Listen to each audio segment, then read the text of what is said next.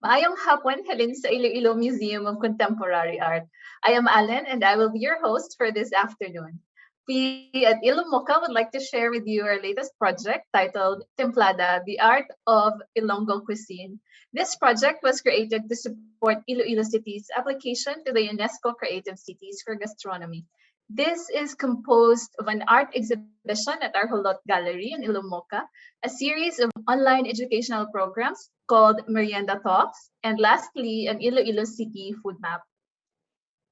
This Merienda Talk is sponsored by the National Commission for Culture and the Arts, Department of Tourism Region 6, Canva, Coffee Bean and Tea Leaf, Iloilo Business Park and Festive Walk Iloilo,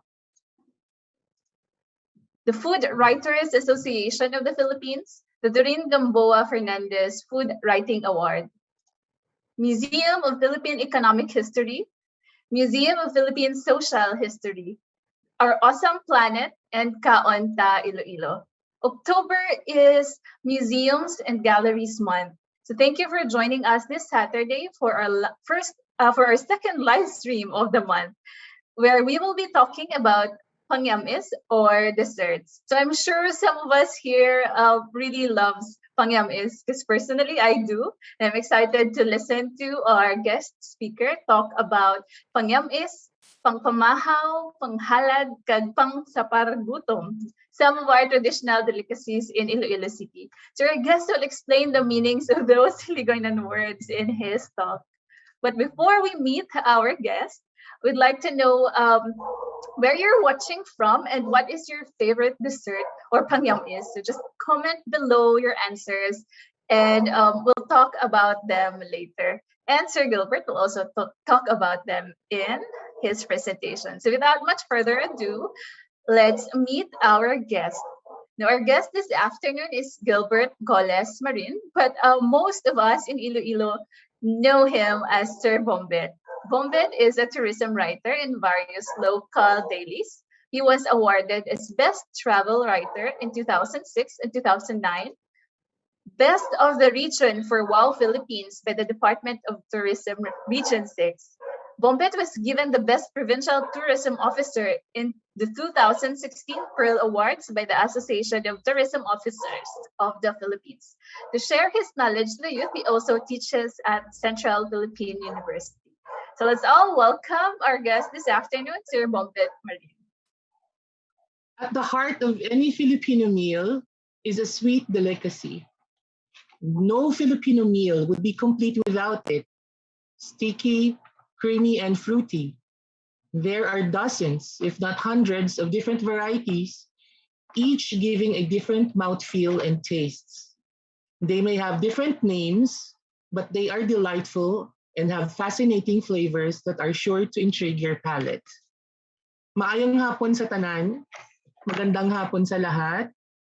Good afternoon everyone, and welcome to Merienda Talks for Templada, the Art of Ilonggo Cuisine series. We Filipinos in general have sweet tooth, and it shows in every food that we serve on every occasion. To us, desserts are what we make the meal complete and is loved by everyone who gets to taste them. So let us explore and learn a little bit more about some of these delectable traditional snacks that Iloilo offers. So my presentation for this afternoon will be divided into four. I'll be briefly discussing about the Filipino taste and the galleon trade, and then culinary as a great resource in promoting a destination, to be followed by culinary tourism as an emerging tourism product of Iloilo, and lastly, I think what you've been all waiting for, are quick facts of traditional delicacies of Iloilo and their functions. The Manila galleon trade, sometime in 1565 to 1815, was the first recorded global trade route exchanging the treasures of the New World, known before as the Americas, and the Old World or Asia. This exchange brought deep changes in the gastronomic culture of the Filipinos. Food from the New World was injected into culinary life of the people, and Filipino tastes and preferences were shaped in this era. The Filipino cuisine that we have now is a blend of exotic and familiar, just as the Filipino people are. Part of other cultures, so is our cooking. As Filipinos go out to the rest of the world, and as the rest of the world visits the Philippines, new ideas will be brought to the Filipino kitchen. Recipes and techniques have been adopted and then adapted to the Filipino tastes. As there are differences in regional cooking, there are differences in attitudes towards food. So our cuisine has also been influenced by climate zones, geography, geology, and migration within the Philippines, thus producing an enormous variety of local styles. Food tourism are exceptional attractions filled with history and culture of a certain territory, of a certain place, municipality, province, regions, or city, and tastes and eating habits of their inhabitants blend well with its architectural and natural beauty. And what tourists seek nowadays are new experiences, something unusual, different, unique. It offers authenticity and local contact in a particular place. Now, there is a growing awareness of the importance of food as a culture and heritage component in tourism. When we think about Iloilo, people associate it with culture and cuisine. Food is always as central to Ilonggo culture and always brings Ilonggo together. So this is the product portfolio for the province of Iloilo. When you say product portfolio, first look at it, you would really know what attractions the province and the city will offer. And culinary is a major part of our product portfolio.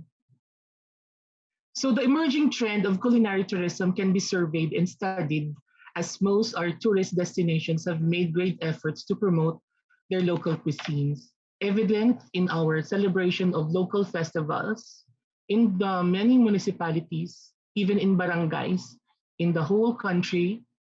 We always see a lot of culinary cuisines being offered to guests, and these culinary cuisines may some be quite familiar to us, and others are just simply unique.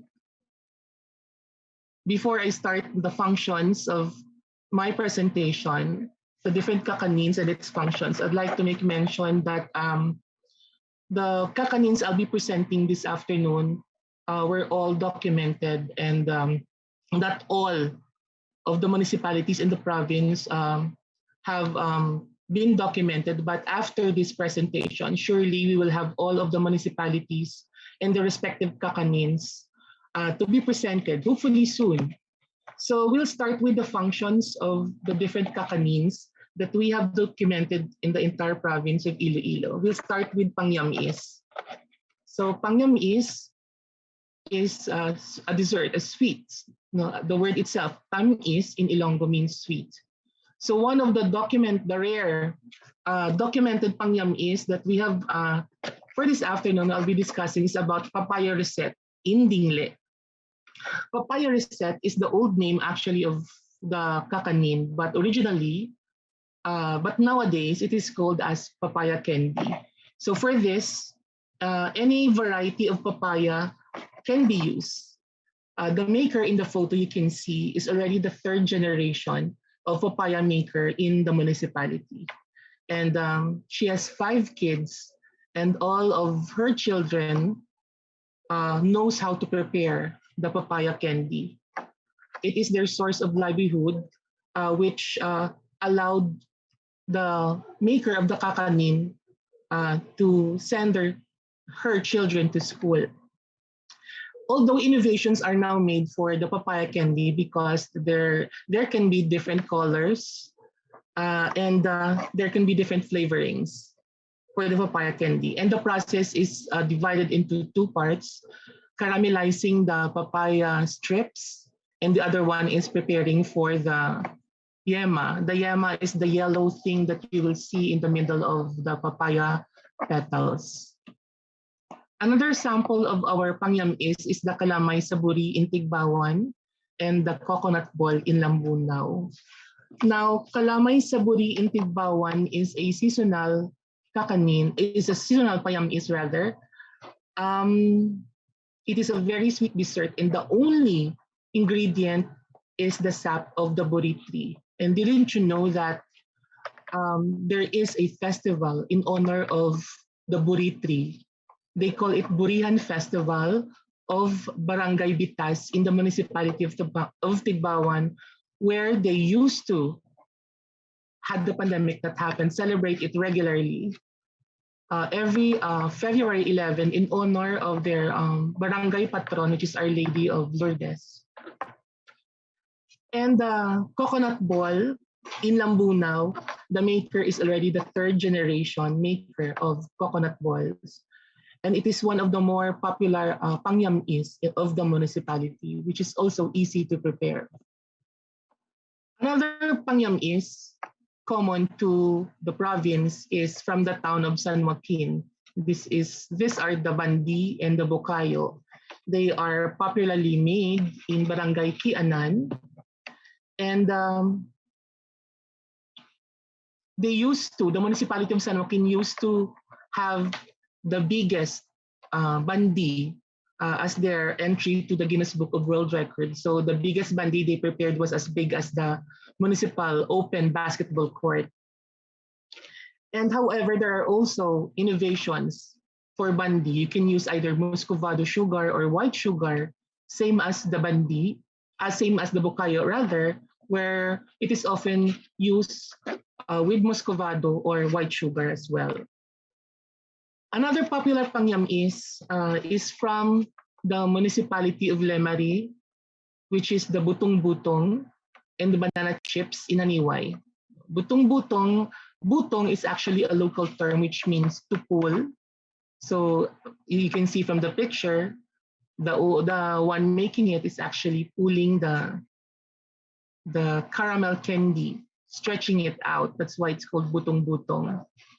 So butong-butong is the only maker, the one making it is the only one making it in the municipality of Lemari. And it is one of the most physically challenging of all the Pangyam-is. And actually, he is doing this regularly to sustain his daily needs because Manong, the one making it, is actually quite sick. So he prepares butong-butong every day to support his medicines. The other one is Lakatan banana chips, and quite different from the rest because the others, normally the banana chips would be made from saba, but in Haniway, they use Lakatan. And in the one making it, she mentioned that she normally prepares 50 kilos of Lakatan to produce 250 packs of Lakatan banana chips.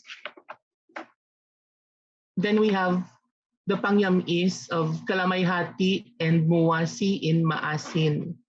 So the maker is actually the third generation already. And she said that during peak season, which is the pre-pandemic, she cooks normally 6 times a week. So that is a very tiring activity for her. And she only accepts orders. But recently, because of the pandemic, she only cooks once a week. We go to the other function, which is the PANGPAMAHAW or the snacks. So not like Pangyam-is, PANGPAMAHAW can either be not too very sweet compared to the other first presentation. So for our PANGPAMAHAW, we will feature other kakanins from different municipalities. Next slide, please. So among the popular PANGPAMAHAW is the linupak and tikoy in Lambunaw. So both linupak and tikoy, the maker is already the third generation of manugluto, or the one preparing the kakanin. From the photo you see on the left side of your screen, si Manang, what makes linupaks very special are the wooden materials she used because that is almost a century old.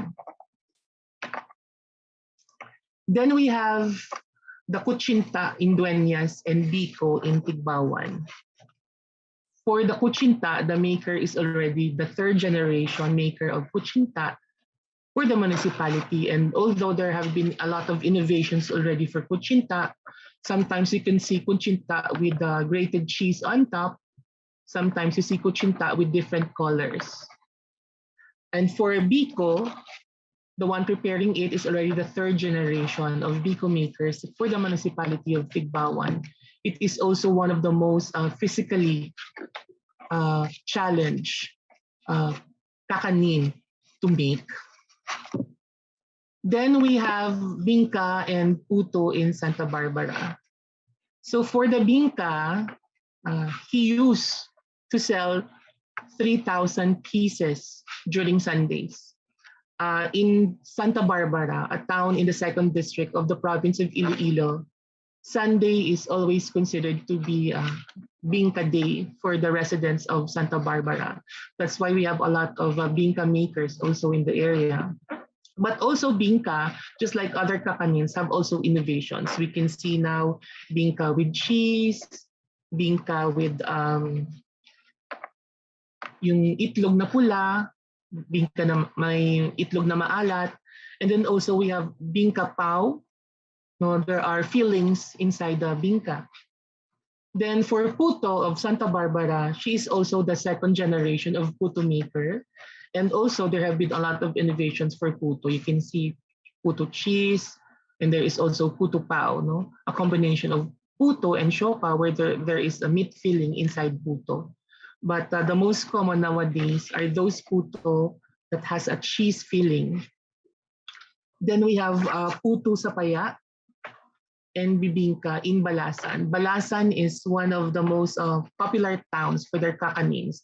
Actually, there have been a lot of kakanins documented for this town, and we're very happy that there has been a local celebration for their kakanin. And thanks to Miss Joy Rosal, who has been helping the municipality develop their culinary events for Balasan. So for PUTO sa PAYA, the one making it is already the 3rd generation. Actually, from the interview I had, her mother, who is the original maker of the PUTO sa PAYA, is actually a babaylan. And the PUTO sa PAYA is also one of the kakanins that is offered during every celebration, because in their town, if there are celebrations, special celebrations or special occasions, they normally would have rituals. They prepare food, and one of the food that they need to prepare is the local kakanin. But they say that before eating that, there is a ritual performed. And once the ritual is finished, then that's the time when they already eat everything on the table. Then BINGKA sa Balasan is also very popular because you can see them also selling in Haro, in one of the districts in the city. And actually, the one making is already the 3rd generation BINGKA from the produce of his grandmother. His grandmother was locally known as Lola Kalay, and Lola Kalay was also very popular in Iloilo City before because she was the one who actually sells and transports the BINGKA in Balasan to Haro every Huebesan. So Huebesan is the Thursday market of Haro, the district of Haro. And the one making it now is the, as I've mentioned, when he was in grade 5, he sells the produce of his Lola Kalay to Estancia, which is a neighboring town, a bus ride away from the municipality of Balasan. Then we go to the next, Pangyam-is. Then we have Ibos of Leganes and Butong in Sara. Now they look quite similar. And also the preparation is quite similar, but the difference is for the Ibos in Leganes, actually this is quite unique because most of the Ibos that we know actually is just sticky rice. And then, but in Leganes, they added grated young coconut meat, making it more creamy. And the butong in Sara, however, looks like ibos, but the only difference is that while the ordinary ibos is being boiled from an ordinary water, butong is actually boiled from coconut water or coconut milk. And it takes 1 hour of continuous boiling to produce butong of Sara, or butong for that matter. We have suman sapay in Barotac Viejo and alopi in Carles. Suman sapay, sapay is a local term for uh, pork fat. Quite strange, but actually it's one of the most favorite kakanin in the province of Iloilo. It is very, very unique. There is a fat meat as a filling for suman. And the one making that is actually the couple. The wife is the one preparing the suman sapay, while the husband is the one wrapping it with the coconut leaves. So it is a tandem for suman sapay of Barotac Viejo. And then we have alopi in Carles. Lola is actually the second generation of alopi maker in Carles. And she earned a living making alopi to send her children to school. Next slide, please. Then we have butsi and kumbo ngalubi in San Miguel. Butsi is also popularly known in many municipalities in the province and also in the city because it's easy to make. Butsi is made of kamote actually. And kumbo ngalubi is actually almost the same as butchi. However, it is made of coconut meat. Then we have aripahol in Pototan and sinakol in Alimontian. Both are actually very unique for the province of Iloilo. In Pototan, it was said that the aripahol was already prepared even during the Second World War. And the family preparing it now is actually the fourth generation of aripahol makers in Pototan. And sinakol in Alimunjan is also very unique to the town. I think no other towns in the province prepare sinakol except for the town of Alimunjan. Sinakol is almost similar like bayi-bayi. However, it looks like kisses candy. They roll the combination of, I think, this is coconut meat and coconut milk, and then they roll that into like pink, marbles, as big as marbles. And normally, one order for sinakol comprises of 8 small marbled size sinakol wrapped in banana candy. Then we go to the panghalad or offering ritual, and pangpasar gutom or pangtawid gutom as they say in Filipino. Panghalad, well actually almost all rituals, kakanins are panghalad. We have this annual celebration for Filipinos. It is customary for every Filipinos that during Holy Week and All Souls Day and All Saints Day, we prepare an offering to our ancestors in the form of preparing this kakanin, different types of kakanin. And I'll be showing you one of the more famous kakanin for ritual. So for panghalad, we have paduya in BINGKA 1 and sinapid nga mais in Kalinog.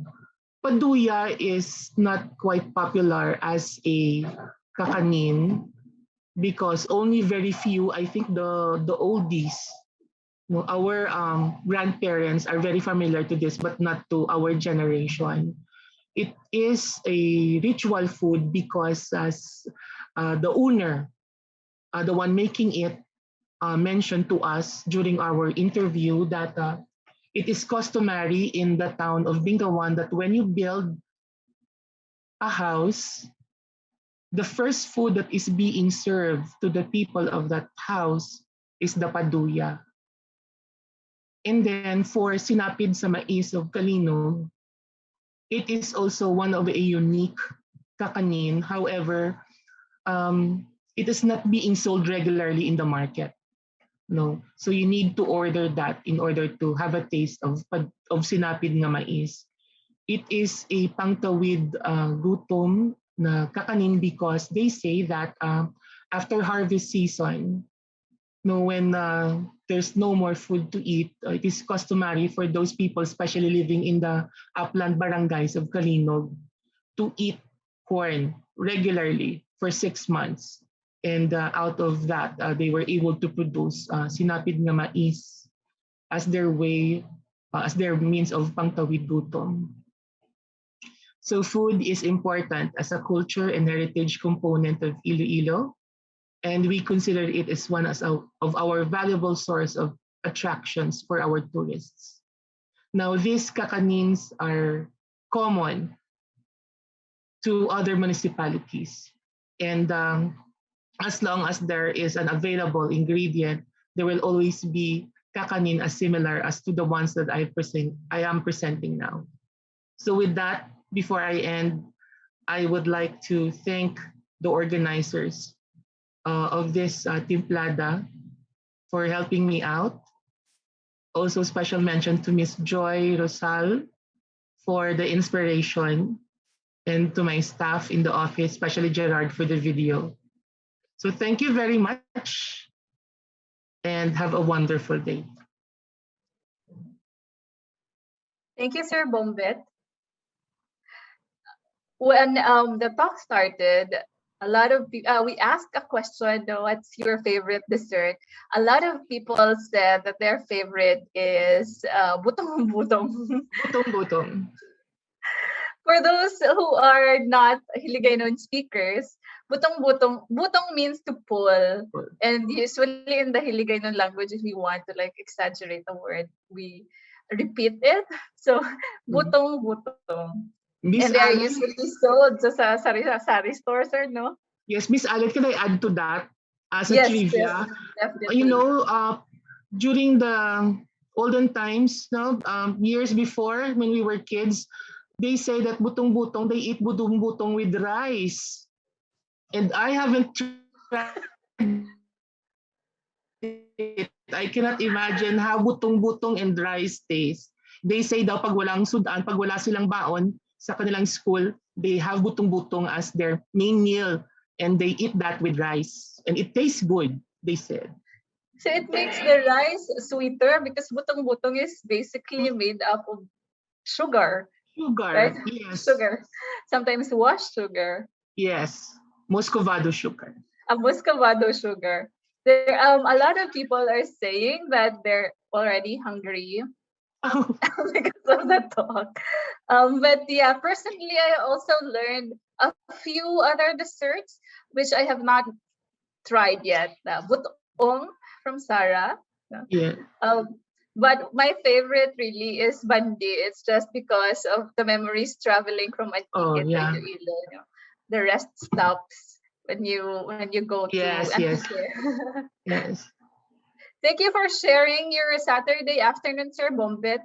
We really appreciate it. Miss.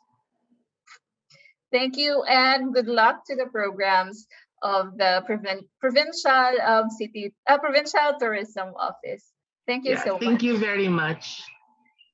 If you enjoyed this talk, we have a lot more in the coming months. This is our full schedule until December, so stay tuned to our Facebook page for more details on each live stream.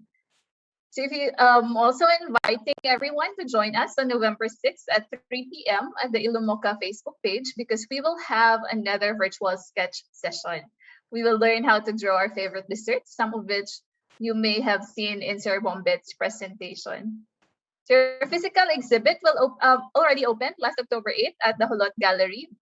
Visits will only be appointment-based, so make sure to visit our page to book an appointment using the Facebook's Book Now button.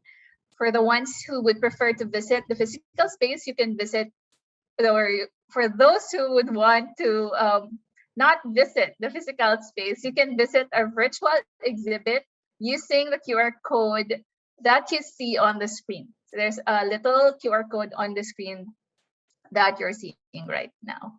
We are also inviting everyone to join in this year's contest for the Doreen Gamboa Fernandez Food Writing Award. Selected references, contacts of interviews, and endnotes, if pertinent, will not be included in the word count. Submissions are a way to show substance, writing skill, concern, and passion for pleasure that only Filipino food can bring. So submit your entry using a pen name by November 30, 2021 to dgfawards@yahoo.com.ph. You are seeing also the email on your screen. The 800-word English language essay about shellfish will be judged according to content, 50%, research, 30%, style, 20%. You're seeing this info on your screen right now as well. So send in separately to the same address in an ID file with your pen name, real name, address, email, landline, and mobile numbers. An author is allowed 2 entries. So for queries, you can email pinoyfood04@yahoo.com. So good luck to Philippine food-loving writers from around the world. So you can also like and follow our social media pages for more updates. So you can find us on Facebook at Ilomoka. Our tag on Instagram is It's Ilomoka. And our YouTube channel, the one that you're seeing on your screen right now, is Museums Matter. If you have any questions, comments, or suggestions, you can email us at Iloilo Museum of Contemporary Art @gmail.com. So we'll be having contests where winners can take home goodies. So make sure to stay tuned to our social media pages. Again, thank you for joining us this Saturday. Salamat gid, kag maayong hapon sa tanan. Enjoy niyo ang inyong mga pangyam-is.